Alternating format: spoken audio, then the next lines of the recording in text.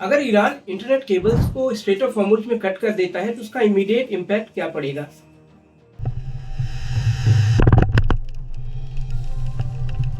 Straight of Hormuz केवल तेल और गैस का ही एक कॉरिडोर नहीं है, बल्कि ये इंटरनेट केबल्स का भी एक बहुत बड़ा कॉरिडोर है। यहाँ से भारत, यूरोप और मिडिल ईस्ट के लिए जो इंटरनेट ट्रांजिशन होता है, उसका एक बहुत बड़ा कॉरिडोर बना हुआ है।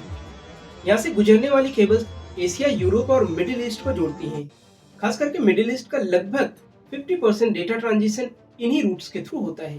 जब अपने मोबाइल पर व्हाट्सएप चैट करते हैं, फेसबुक चैट करते हैं, फेसबुक वीडियोस देखते हैं या फिर यूट्यूब वीडियोस देखते हैं, रील्स देखते हैं, क्या आपको पता है ये डेटा हजारों किलोमीटर ट्रांजिट कैसे करता है? ये तमाम डेटा जो अंडर सी केबल्स बिछी हुई हैं, आज के टाइम पर इनको फाइबर ऑप्टिक्स कहते हैं, इन्हीं केबल्स के थ्रू ट्रांजिट करता है। लगभग 90% इंटरनेट का डेटा, ऑडियो, वीडियो, टेक्स्ट, सारी चीजें इन्हीं केबल्स के थ्रू ट्रांजिट करते हैं पूरे वर्ल्ड का, एंड 5% सैटेलाइट्स के थ्रू ट्रांजिट करते हैं। अगर ये केबल किसी भी तरीके से डैमेज होती है, ईरान कट कर दे या किसी और तरीके से अगर ये डैमेज होती है, इसका इमीडिएट इम्पैक्ट क्या होता है? Banking services, e commerce services, video calling और क्लाउड सर्विसेज तत्काल प्रभाव से ठप हो जाएंगी या एकदम से स्लो हो जाएंगी। इन केबल्स के थ्रू भारत का लगभग 1/3 डेटा ट्रांजिशन है वो होकर गुजरता है, जो कि यूरोप, एशिया और मिडिल ईस्ट के लिए इम्पोर्टेंट कॉरिडोर है।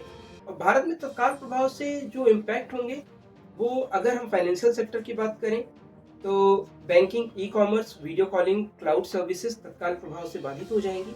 और साथ ही साथ अगर हम बात करें फाइनेंशियल सिस्टम में स्टॉक मार्केट और ऑनलाइन पेमेंट, जैसे आप यूपीआई करते हैं या फिर कोई इंटरनेशनल ट्रांजेक्शन करते हैं, तो ये तत्काल प्रभाव से बाधित हो जाएगा और आपकी ये सर्विसेज या तो स्लो हो जाएंगी या तो पूरी तरीके से बंद हो जाएंगी। और अगर बात करें ग्लोबल डेटा फ्लो की, ग्लोबल डेटा का लगभग 18% इन रूट्स के थ्रू होकर के गुजरता है। इन केबल्स के कटने से केवल एशिया, यूरोप और मिडिल ईस्ट इम्पैक्ट नहीं होंगे, बल्कि पूरी दुनिया इम्पैक्टेड होगी। अगर साधारण भाषा में समझा जाए तो यहाँ से जो 18% डेटा फ्लो हो रहा है, वो डेटा डायरेक्ट इम्पैक्ट हो जाएगा।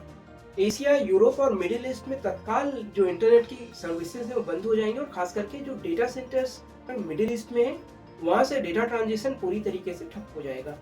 आज के टाइम पर लगभग 1.4 मिलियन किलोमीटर इन केबल्स का विस्तार हो चुका है, और ऑलमोस्ट पूरे वर्ल्ड में जो इंटरनेट है वो 90% इन्हीं केबल पर डिपेंडेंट है।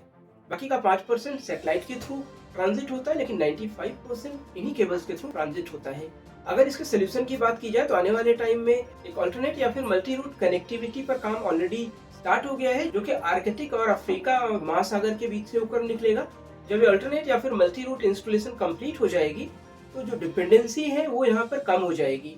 और ऐसे सिचुएशंस में जब इंटरनेट केबल्स कट होंगी किसी भी रीजन से, कोई कंट्री कट करता है या समुद्री जहाज या शार्क मछलियां जैसे इसको कभी कभी डिस्ट्रॉय कर देती हैं, तो इस केस में इससे डिपेंडेंसी कम हो जाएगी और इंटरनेट पूरी तरीके से ठप नहीं होगा, बल्कि थोड़ा स्लो हो जाएगा कुछ टाइम के लिए। बट अल्टरनेट रूट से जो ट्रांजिशन है वो चलता रहेगा।